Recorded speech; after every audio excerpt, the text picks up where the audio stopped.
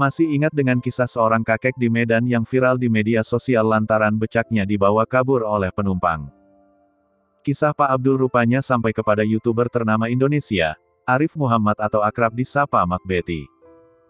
Bekerja sama dengan tim relawan @sayapati yang awalnya telah terkumpul uang senilai Rp61 juta ditambah dengan bantuan Mak Betty, akhirnya Pak Abdul dibelikan rumah hingga becak baru.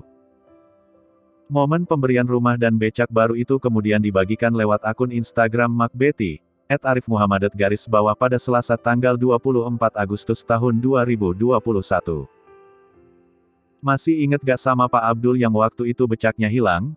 Alhamdulillah hari ini berkat orang-orang yang tulus dari @sayapati dan @alika 26 kita bisa beli becak dan rumah baru untuk Pak Abdul.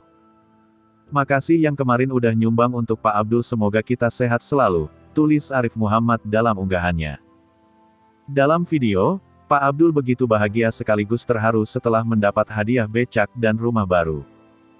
Ia juga tampak berfoto bersama istrinya di depan rumah sembari memegang sertifikat kepemilikan hak tanah.